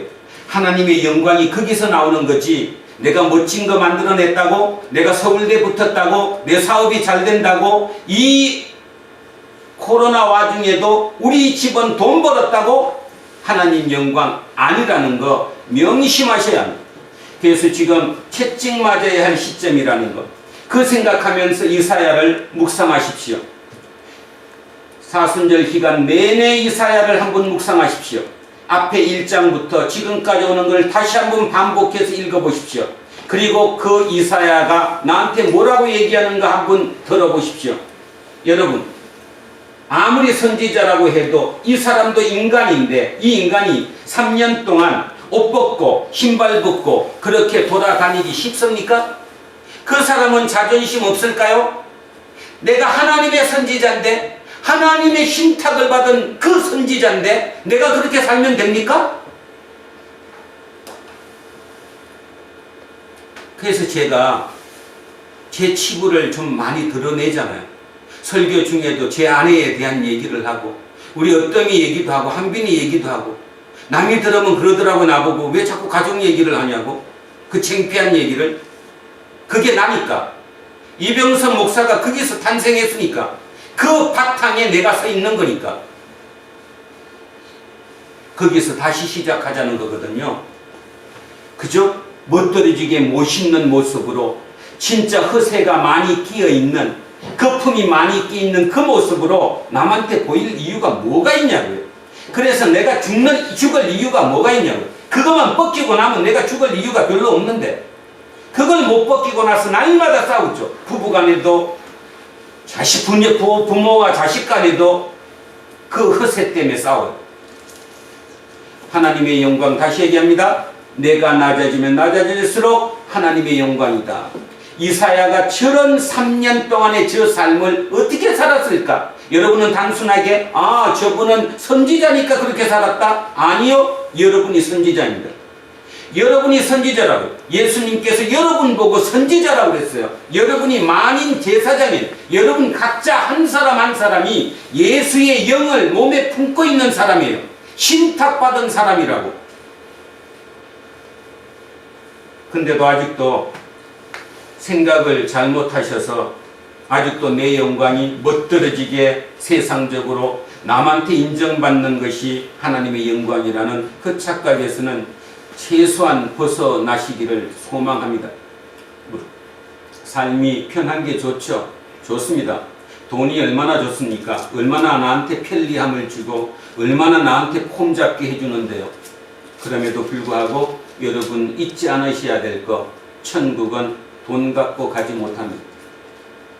절대로 못 갑니다. 아파트 100평 갖고 천국 못 갑니다. 그래서 그의 나라와 그의 의가 먹고 사는 것보다 더 앞서는 겁니다.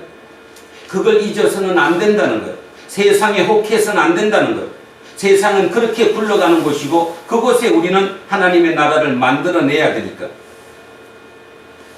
히틀러가 독일을 살리고 싶어 했습니다. 전쟁 배상금을 줘야 되고 그냥 찢어지고 갈라지고 진짜 모든 자존감이고 뭐고 완전히 떨어져 있던 그 독일에 스타가 나타났습니다. 그가 그 독일을 살리기 위해서 희생양을 골라냈죠. 그 희생양이 유대인입니다. 800만 명의 유대인이 가스실에서 죽었습니다. 여러분 그 생각 한번 해보셨습니까? 그 가스실에 죽은 그 800만 명이 우리 옆집 내 친구였다는 거 기억해 보셨습니까? 800만이 작은 명수가 아니잖아요. 우리 옆집 내 친구였고 어릴 때 같이 손잡고 놀았던 그 친구였고 매일 같이 만나서 밥 먹고 술 한잔 나눴던 그 가족들이었습니다. 근데 그 옆집이 어느 날 유대인으로 그냥 실려갔어요. 한두 명이 아니라. 그러면 이 생각 안 드나요? 만약에 진짜 그렇게 갔다면 누군가가 막았어야 되는 거 아니에요? 걔 내 친구라고. 그 우리 집 옆집 살았던 사람이라고 막았어야지. 800만 명이 실려가서 죽을 때까지 왜 그들은 안 막았을까요? 이해하십니까? 그 당시에 히틀러가 유대인을 목표로 삼았던 이유는 딱 하나였습니다. 경제가 아주 최악으로 바닥으로 떨어진 그 상태에서 인구의 5%가 안 되는 유대인이 독일 전체 자본의 90% 이상을 가지고 있었습니다.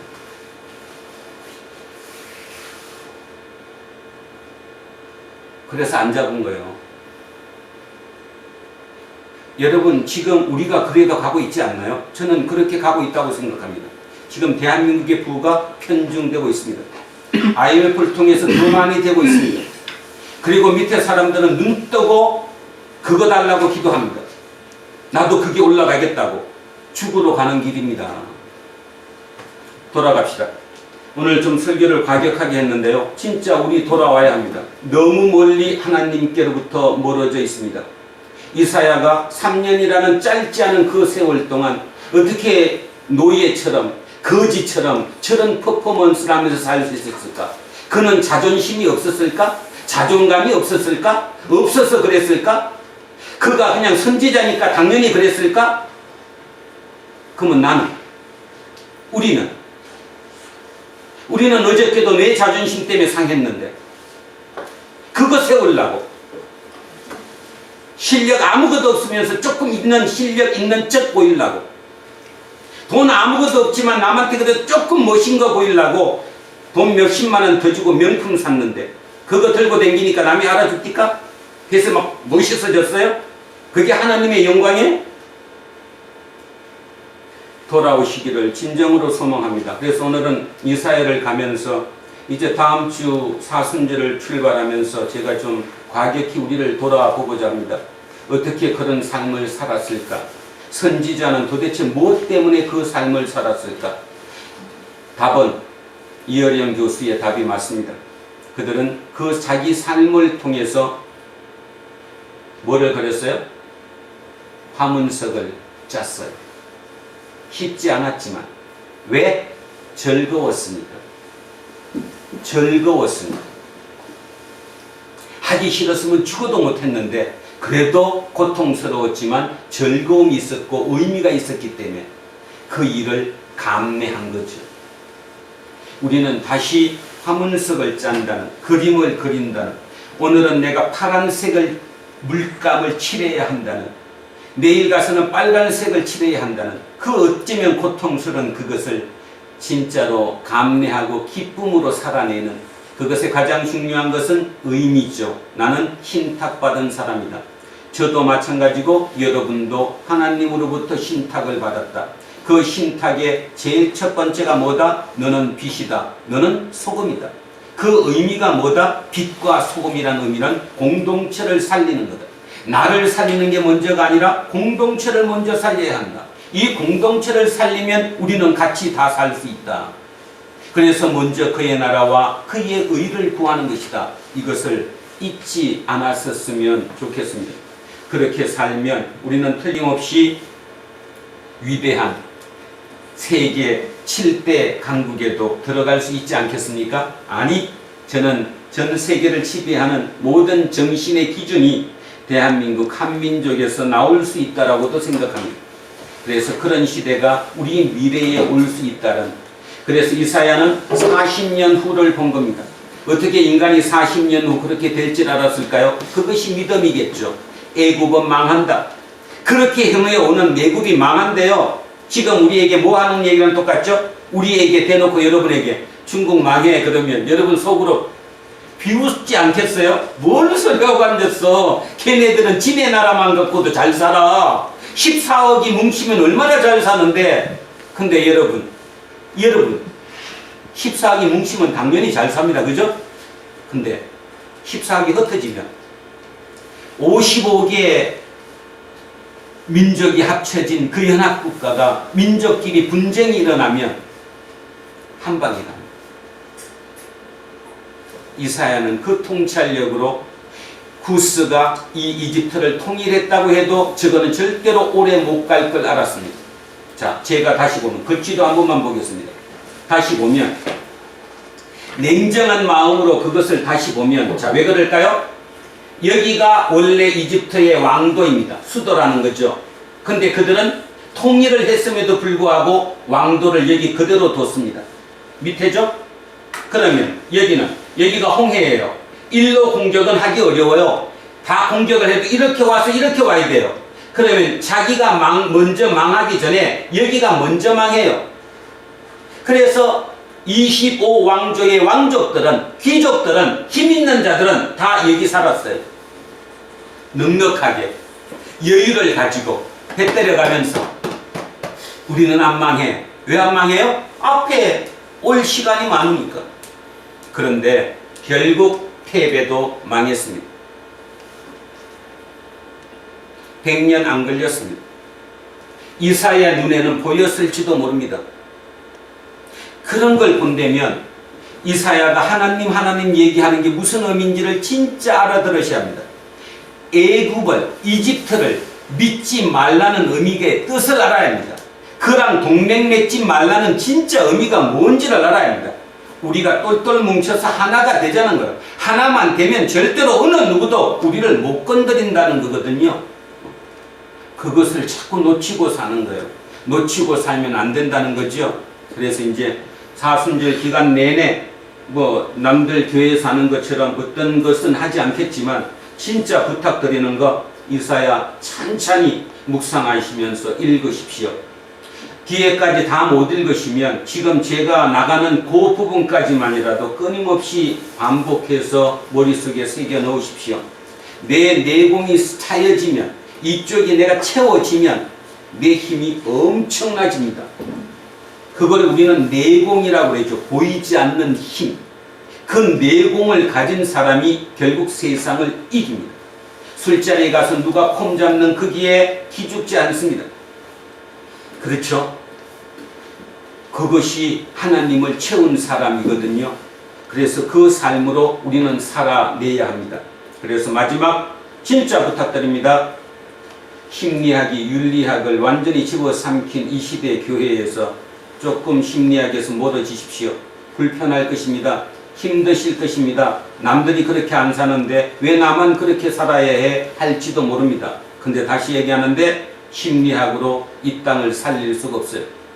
결국 윤리학으로 갈 수밖에 없습니다. 공동체가 살지 개인이 절대로 살 수 없다는 거 명심하고, 우리 공동체는 그런 면에서 진짜 탄탄한 공동체이기를 원하고요.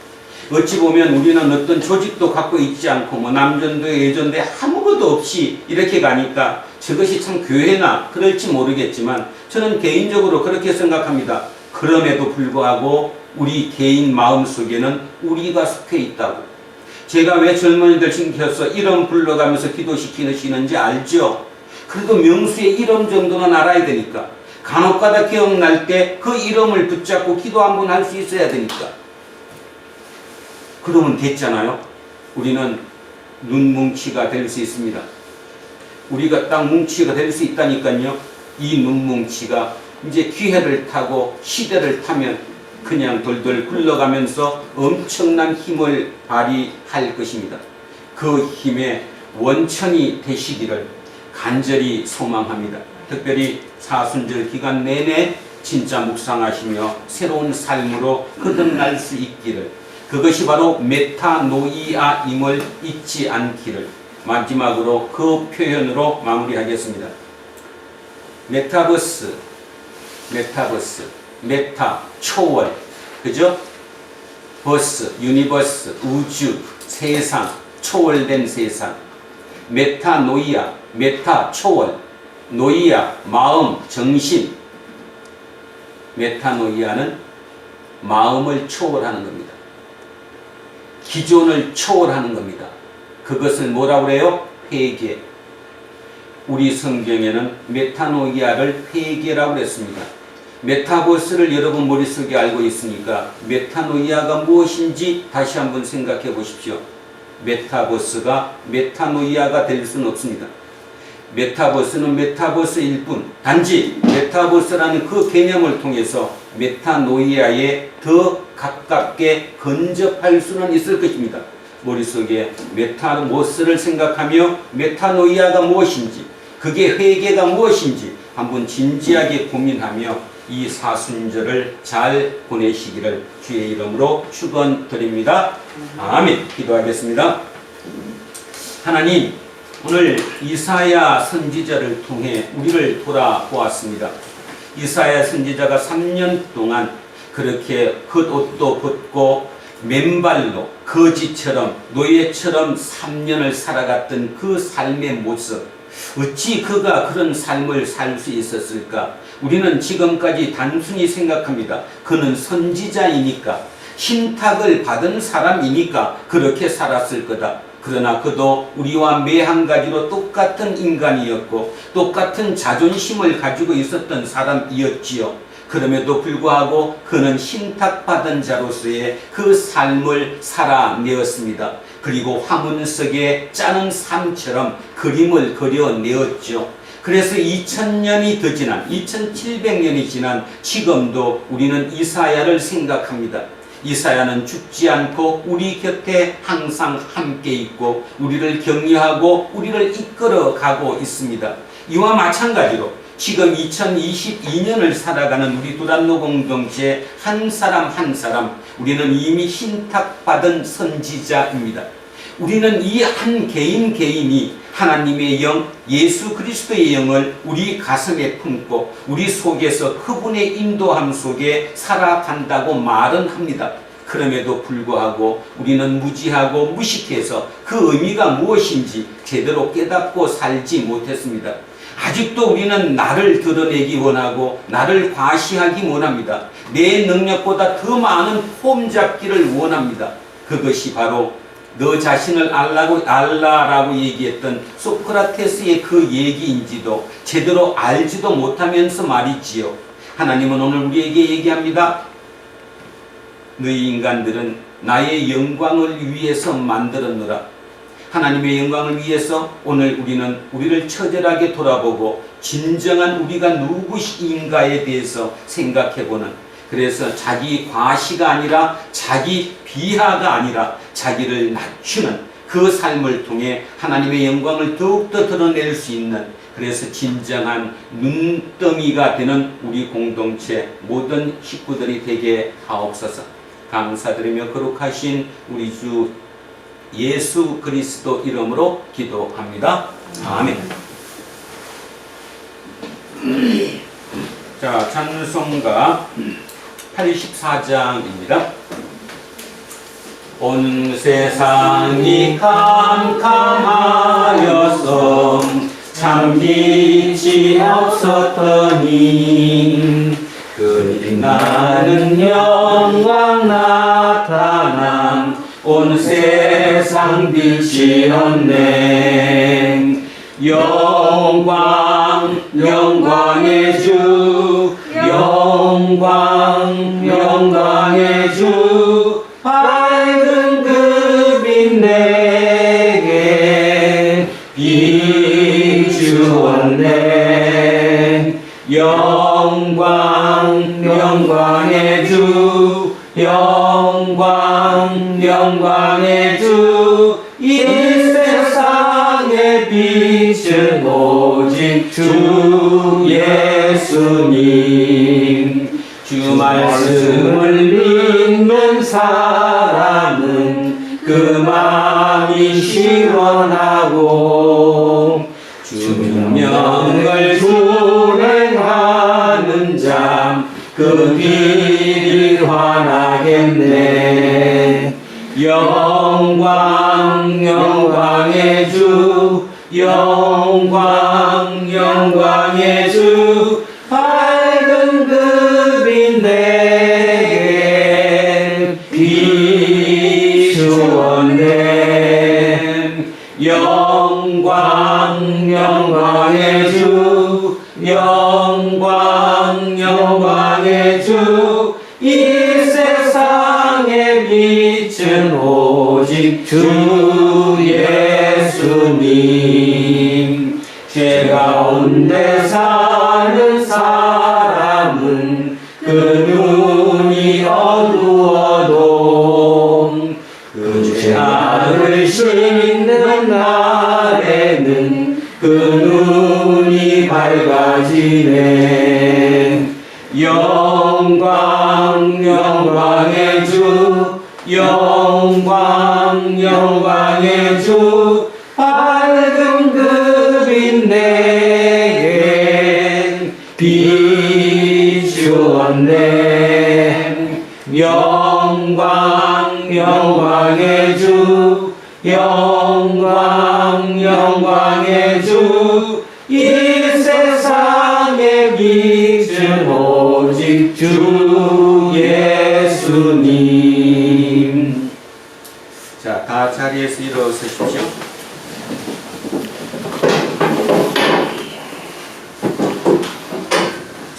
사도신경으로 신앙 고백 드리겠습니다. 나는 전능하신 아버지 하나님 천지의 창조들을 믿습니다. 나는 그의 유일하신 아들 우리 주 예수 그리스도를 믿습니다. 그는 성령으로 잉태되어 동정녀 마리아에게서 나시고 본디오 빌라도에게 고난을 받아 십자가에 못 박혀 죽으시고 장사된 지 사흘 만에 죽은 자 가운데서 다시 살아나셨으며 하늘에 오르시어 전능하신 아버지 하나님 우편에 앉아 계시다가 그로부터 살아있는 자와 죽은 자를 심판하러 오십니다. 나는 성령을 믿으며 거룩한 공교회와 성도의 교회와 죄를 용서하는 것과 몸의 부활과 영생을 믿습니다. 아멘. 내게 있는 모든 것을 겸손하게 드리네. 세상 욕심 멀리하니 나를 받아 주소서. 주께 드리네, 주께 드리네. 사랑하는 우주 앞에 모두 드리네. 사랑하는 주님께 모두 드립니다. 오늘도 이 예물에 우리의 온 마음을 담습니다.